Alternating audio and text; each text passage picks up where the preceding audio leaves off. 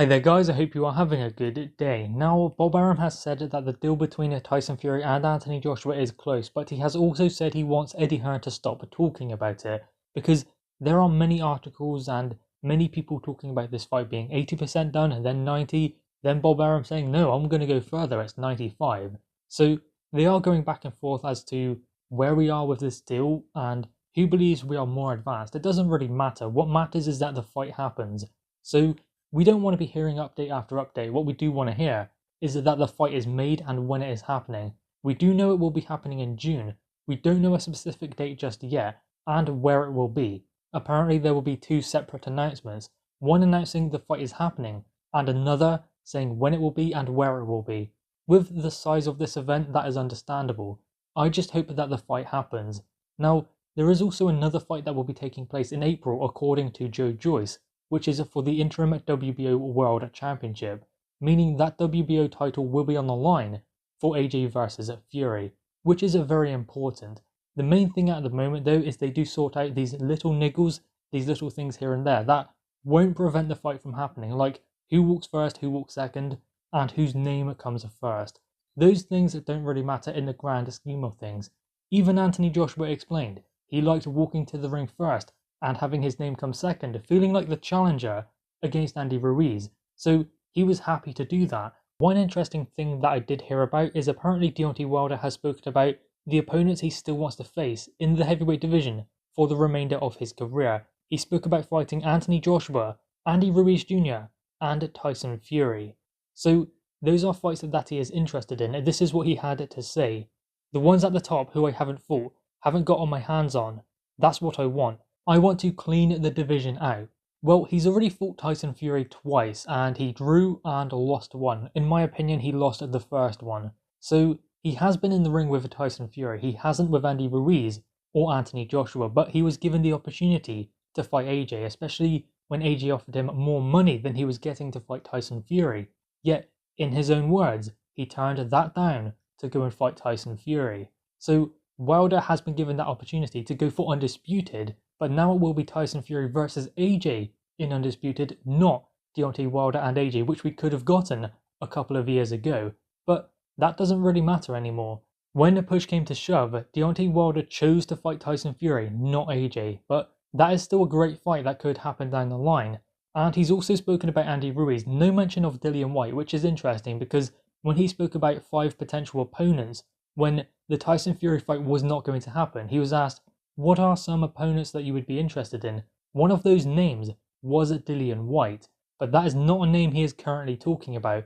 It is Andy Ruiz, Anthony Joshua, and Tyson Fury, even though he's already fought him. The AJ fight is one that is extremely interesting, but he needs to earn that fight, so why not fight Andy Ruiz? Then, does that earn him a shot at Anthony Joshua? I mean, Undisputed is going to make it difficult for anyone to get a world title opportunity, aside from Joe Joyce and Alexander Usyk, who are in line for that WBO interim championship, potentially in April, which we spoke about earlier. So that does kind of make the division kind of difficult with regards to opportunities for those top 10 heavyweights.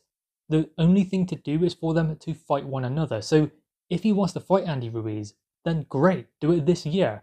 Fight a Charles Martin, then go and face Andy Ruiz. Andy Ruiz is talking about fighting Chris Arreola. So Charles Martin versus Deontay Wilder, then Chris Arreola versus Andy Ruiz Jr. Then if Deontay Wilder comes through, which I would expect him to against Charles Martin, might be a more tricky fight than we can first believe, but still, if he's anything as good as he thinks he is, he should be beating Charles Martin. I mean, look at what Anthony Joshua done to him in just 2 rounds. And if Ruiz is able to come through Arreola, which again, you would expect him to, then they can fight one another later in the year. That is what they should do if they are both keen to get back to the top. If they both believe they are good enough, then fight one another and see who truly is the man to go on and face the undisputed champion. But of course, at the moment, the most important thing is they actually get back in the ring. I mean, Wilder obviously hasn't fought since the 22nd of February 2020, and he did think he was fighting at Tyson Fury at some points, I guess, so that is probably the reason. But he is talking about this Charles Martin fight, but no developments just yet. Andy Ruiz out of the ring for the whole of 2020, which, I mean, I guess is understandable again because of the pandemic and the force majeure, but still, there is no reason why he cannot get a fight because there is still boxing happening. So we want to see these guys are back in the ring, then they can start talking about those names. But both of them are coming off of a loss, and we need to see them back in there against a reasonable opponent, then they can start stepping back up. You cannot go from a Tyson Fury loss, then miss the trilogy and expect to get an Anthony Joshua fight or a Tyson Fury fight. I mean, Tyson Fury has explained he's never facing Deontay Wilder again. He will not give him that opportunity just because of what he said about Tyson Fury after the fight. So there will be no trilogy between Wilder and Fury, not if Fury has anything to do with it. The Anthony Joshua fight, I believe AJ will fight him because that's a fight he has always wanted. We've seen how many times he tried to make the fight.